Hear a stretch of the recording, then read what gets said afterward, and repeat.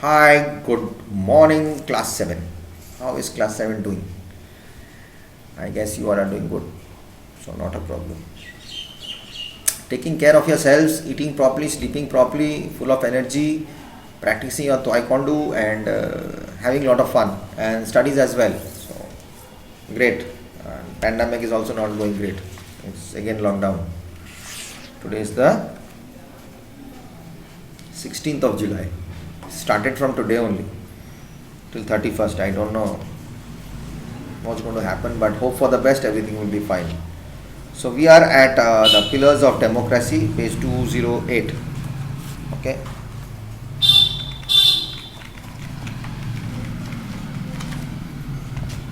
Yeah.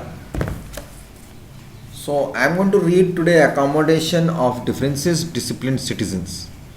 After that, we'll no, my disciplined citizens is left to be explained, and I'll give a brief explanation for the disciplined citizens, and after that, I'll read accommodation of differences, and I'll read disciplined citizens, what is in the book. Then we'll go to disciplined political parties. Okay, so let's start and begin.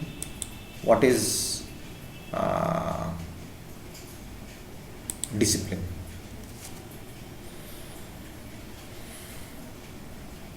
Now, discipline, I tell you, everything has to be disciplined in life. If you are disciplined, if you follow a discipline, everything will be normal, it will go step by step. Now, do you ever eat dinner do you have dinner in the morning? No. But you have food in the morning. We call that breakfast, but we can call it dinner also. Why do we call it dinner? Because in the culture, in our forefathers have come out with eating at night is called dinner, but we are eating food. We eat food in the morning, afternoon, and night. It's got names for it, and it's got timing also. People who don't follow eating times fall sick. Simple rule. People who don't follow sleeping times fall sick. People who don't follow a disciplined routine are not, their minds are different, not normal. So discipline is very important. When I was in hostel in Nainital, Sherwood College, there used to be, marathon practice in the mornings during just before our marathon times. No matter what, you have to be running. It's not you are going to come first or second, but you are practicing. Run on the hills. Now imagine running in the hills. If you qualify, you are in. If you don't qualify, you are not out of the hostel. You are going to stay, but you are not in that final group. No matter what happens, 6 o'clock bell rings, you have to get up from bed, you have to be out of bed, no issues. Only if you are sick, you will be in the infirmary. That's the nursing home or the hospital type of thing, small infirmary which is called in a hostel you have. In the military barracks also we have infirmaries, small type of setup of hospital. Basic needs for medical attention, after that you can be sent to a major hospital.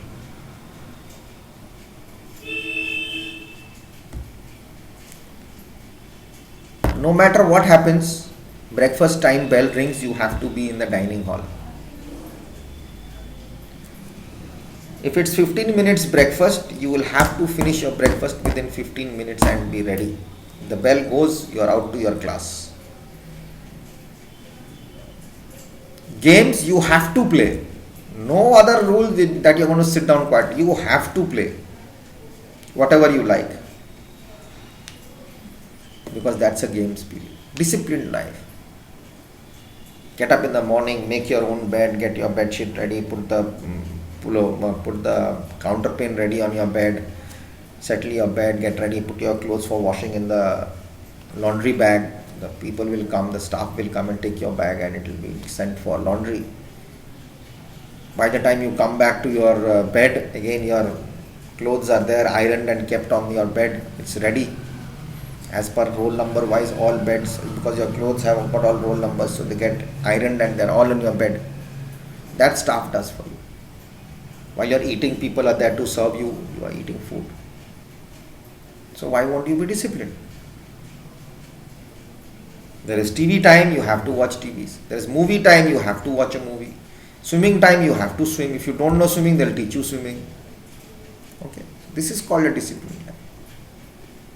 So if there is a disciplined atmosphere, the people in the society will be also disciplined, the whole society will be civilized.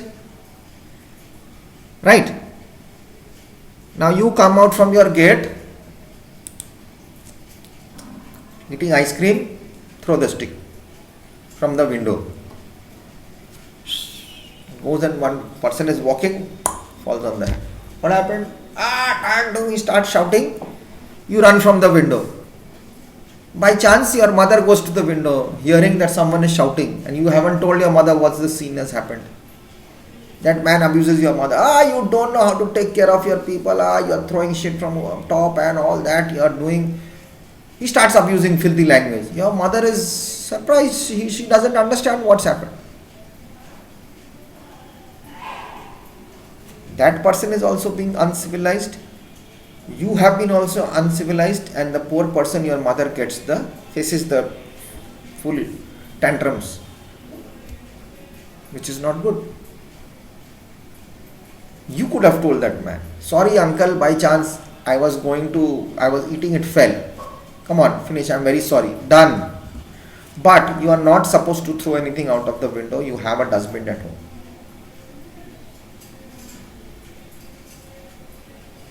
I have seen people taking their garbage bags in plastic. Whatever marketing they have done last night, cut vegetables, all rice left over, dal rest over, wasting food, throw it on the road, corner of the road. That some person will come, when that municipality guys come, he's going to come and pick it up. That's dirty. Dogs come, tear it open, some cats are pulling the plastic and taking it somewhere, a crow picks up a chicken bone, and while flying that bone drops and it goes and falls on someone's terrace, on someone's puja room also. If you have a puja room on the terrace, you don't know. You don't eat non-veg. What if the crow dropped it, but just on top of your puja house there is a bone and you are non-veg. Because of that dirt, civilization is not there. Indus Valley went down, Mohenjo-daro went down because of the uncivilization started. Drains were getting blocked, dirt was happening, people were increasing. So if everyone is informed and civilized, the society will get civilized. Correct? This is called a disciplined citizen. You have to be a disciplined citizen. Another one example is this gutka thing. Very famous. Not only in Bihar, but all over India. Goes on constantly. Also on the phone speaker part gets red. Because he's got gutka in his mouth and he's speaking, and the phone is also spitting, he's spitting on the phone. I'll never take someone else's phone to talk. Oh my God, I'm not going to do that. I don't need to use someone else's phone. The spitting on the road. Our Howrah Bridge in Kolkata, you have heard of the Howrah Bridge, that had got rusted, some parts. It had been eaten up, because it's got lime and it's got this, what type of things this happens in this gutka, I know, because I don't eat it.